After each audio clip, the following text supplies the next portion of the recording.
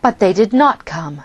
The hours stretched into days, and still she waited, sometimes pacing the floor, and sometimes gazing out of her window. Yet she saw nothing that gave her the faintest glimmer of hope a rebellion of any kind was afoot. Most unbearable was her so-called nanny, Hedvika, whose raised eyebrows and clucking tongue goaded her to near distraction.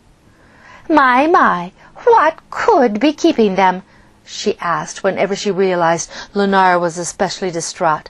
Her smirking face haunted the young queen even in her dreams.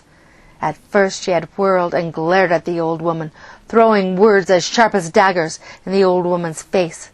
But to this Hedvika would merely throw back her head and laugh, showing her rotten teeth and fouling the air with the putrid smell of her breath.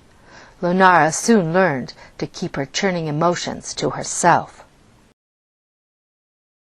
She thought she was still dreaming the night Hedvika pulled back her bed curtains, shook her with bony fingers, and hissed whispered words into her face. "Get up, you little royal impostor, and get dressed quickly. Your uncle will be here within a minute."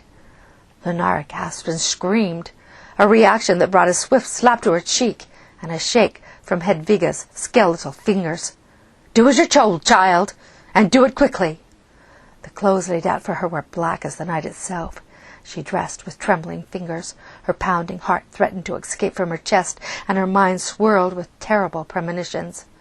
She had barely fastened the last button when a door flew open and her uncle pushed through it, his tall frame throwing black shadows about the dimly lit room. "I demand to know what this is about!"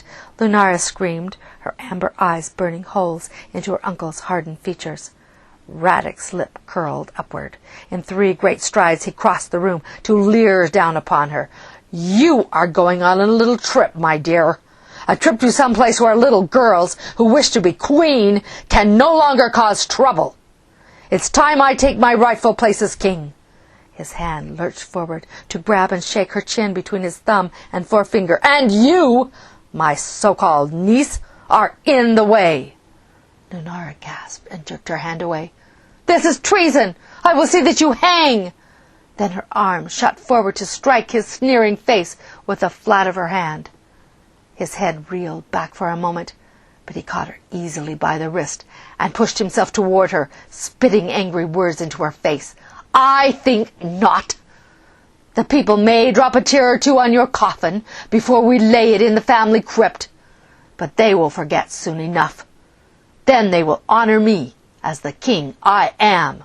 You—" Lunara twisted and pushed him away, her arms strengthened by the rage boiling through every fiber of her body. But the moment she was free, she turned back and advanced upon him, her shaking fists balled in front of her and her knuckles white. "You will never be king. I am the king's daughter and your queen. I demand that you honor me as such." Radek grabbed her by the shoulders and shook her before he answered coldly. "My brother had no daughter. He died childless. That makes me next in line and now king. And you," he hissed as he shoved her away, "are nothing but the mangy offspring of some pauper. Undoubtedly the same traitorous infiltrator who killed the queen and left you in her arms." "That's a lie, and you know it!" she screamed. "Look at me! I am the mere image of my mother.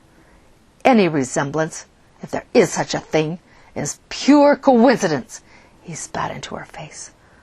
"I tried to tell the king it was ludicrous to believe that you were his offspring. The queen was old and you simply appeared out of nowhere. But my brother was failing and demented. He wanted an heir, and his wife was dead. It isn't surprising that his poor brain imagined such a mad tale as a man who came from the moon and a child that he somehow believed was his. I feel for his pain, but I will not allow his illusions to come between me and my rightful destiny. And that is why you, my dear, must go." With that he turned on his heel and exited the room. Lunara ran after him, but it was no use. In a moment the guards surrounded her. Again she kicked, screamed, and scratched and bleated. But they carried her away like a rag doll, stuffed her into a waiting carriage, and Lunara disappeared into the night.